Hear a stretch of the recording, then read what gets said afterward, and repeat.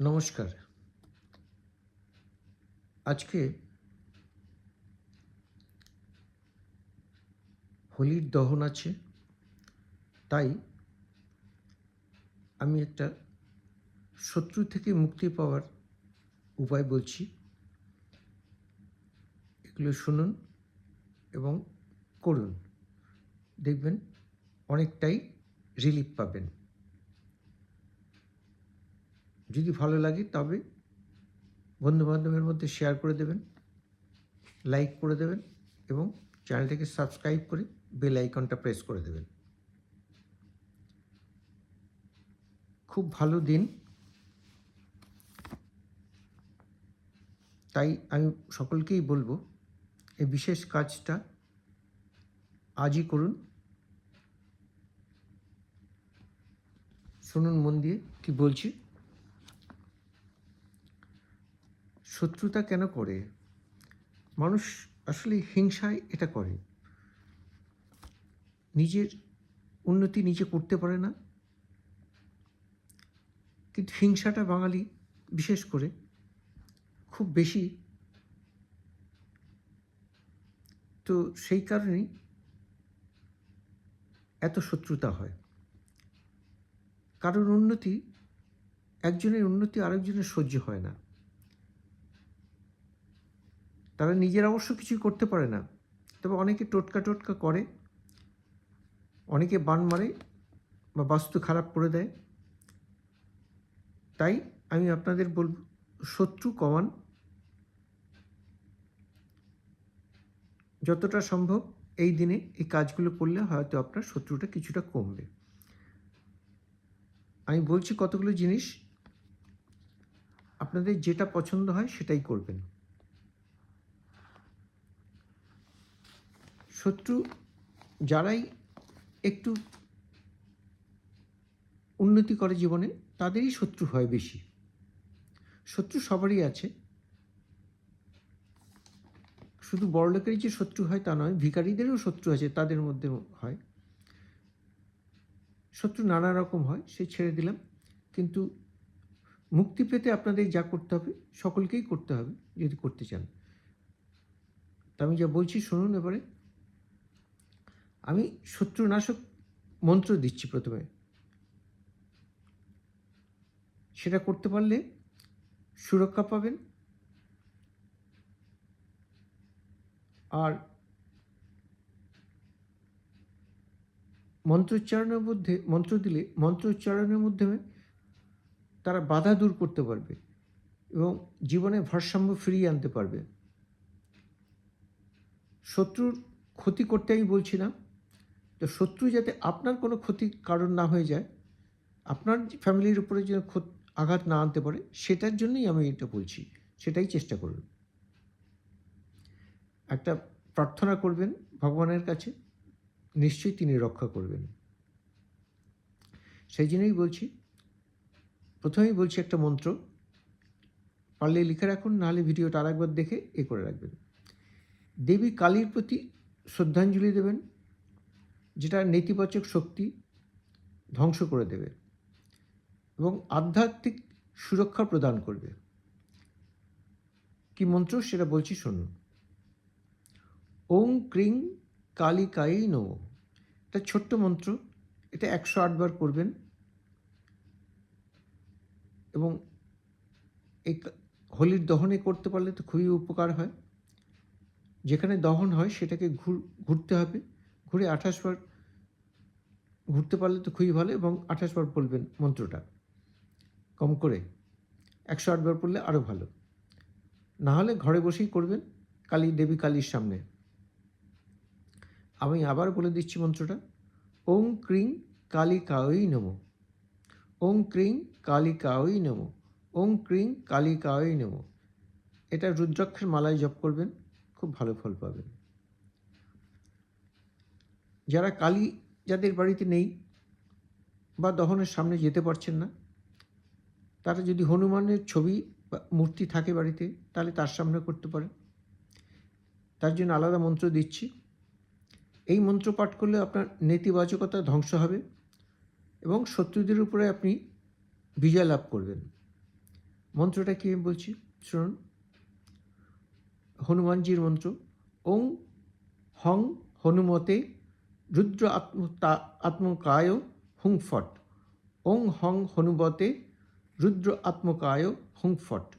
ওং হং হনুমতে রুদ্র আত্মকায় হুং ফট। হনুমানের মন্ত্র পাঠ করেও আপনি শত্রুদের থেকে বিজয় লাভ করতে পারেন। দুটো বললাম, আরও বলছি আমি, আপনি শুনুন। শত্রুর জন্যই সবাই রিকোয়েস্ট করে, শত্রুতা খুব বেশি হয় তো তাই। এবারে আর একটা মন্ত্র বলছি আমি, দেবী দুর্গার মন্ত্র। সবাই শত্রুকে রক্ষা করতে পারে। এখন আপনার যাকে পছন্দ, যে দেবদেবী আপনার পছন্দ, আপনি তার সামনে বসে করবেন। দেবী দুর্গার ছবি বা মূর্তি যদি বাড়িতে থাকে, আপনি কোনো অসুবিধা নেই, করতে পারেন। দেবী দুর্গার কাছে করলে কী হবে, আপনার বাধা দূর করে আপনার সাফল্য বয়ে আনবে। তো মন্ত্রটা আমি বলছি শুনুন। ওং ওইং ক্লিং চামুণ্ডাই বিচ্ছে। ওং ওইং ক্লিং চামুণ্ডাই বিচ্ছে। ওং ওইং ক্লিং চামুণ্ডাই বিচ্ছে। এতে চামুণ্ডা দেবী দুর্গার সামনে করবেন। এটা সমস্ত বাধা কেটে যাবে এবং আপনার সাফল্যতা লাভ হবে। এছাড়াও আরও আছে, বলছি শুনুন। কালী মন্ত্র এটা। ওং কালীম মহাকালীম দণ্ডধারিণীম সর্বশত্রু সংহারায় সর্বদুঃখ বিনাশিনীম। এটাতে কী করবেন, এই মন্ত্র পাঠ করলে শত্রুদের ধ্বংস হবে এবং দুঃখ দূর করার জন্য দেবী কালীর কাছে প্রার্থনা করবেন এবং দীর্ঘমেয়াদী সুরক্ষা ও বিজয় নিশ্চিত করবে আপনার এই মন্ত্র পাঠ করলে। তো আমি মন্ত্রটা আবার বলে দিই। ওং কালীম মহাকালীম কপালিনীম দণ্ডধারিণীম সর্বশত্রু সংহারায় সর্বদুঃখ বিনাশিনীম। আরেকবার বলছি। ওং কালীম মহাকালীম কপালিনীম দণ্ডধারিণীম সর্বশত্রু সংহারায় সর্বদুঃখ বিনাশিনীম। এটাই শত্রু ধ্বংস এবং দুঃখ দূর করার জন্য মন্ত্র। প্রার্থনা করবেন কালীমার কাছে, দেবী কালীর কাছে, দেখবেন সুরক্ষা পাবেন, বিজয় তো আপনার নিশ্চিত করবেই। কিন্তু এই জব করার সময়টা আমি বলে দিই বা নিয়ম একটু বলে দিই। অনেকগুলো মন্ত্র দিলাম, তো যার যেটা পছন্দ, যার যে দেবীকে ভালো লাগে সে তার প্রার্থনাই করবেন, কোনো অসুবিধা নেই। এই মন্ত্র পাঠ করার এসব নিয়ম হচ্ছে হয় ভোরবেলায় নয় রাতে, শনিবার মঙ্গলবার বা অমাবস্যায় করতে পারেন। শান্ত বা পরিষ্কার জায়গায় স্নান করে করতে পারেন এবং 108টা রুদ্রাক্ষের মালা বা তুলসী মালাও জপ করতে পারেন। কিন্তু জপটা আপনাকে টানা প্রতিদিন 21 দিন অন্তত করতেই হবে টানা। আর এই মন্ত্র যখন পাঠ করবেন, উদ্দেশ্য কিন্তু কখনোই প্রতিশোধ নেবার জন্য করবেন না। বারবার বলছি, প্রতিশোধ নেবেন না, শুধু নিজেকে সুরক্ষা এবং ন্যায় বিচারের জন্য ভক্তি সহকারে করবেন। সম্ভব হলে যদি আপনার গুরু থাকে, গুরুর নির্দেশ মেনেই করবেন।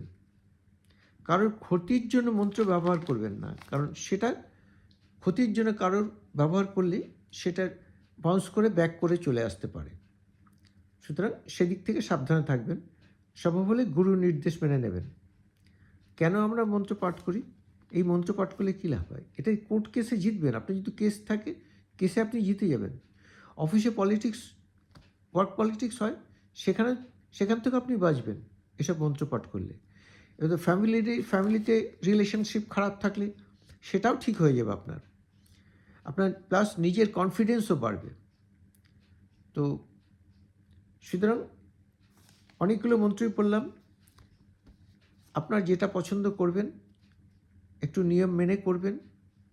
আর মন্ত্র কখনো জোরে জোরে উচ্চারণ করে করতে নেই। ঠাকুরের সামনে বসে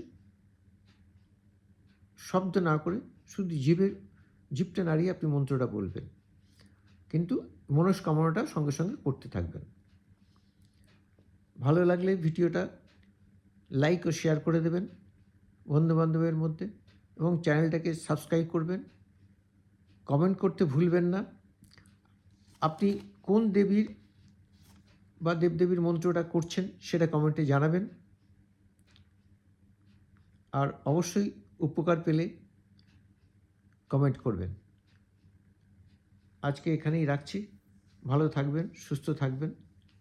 আগামী দিনে আবার নতুন রকম ভিডিও দেবো। নমস্কার।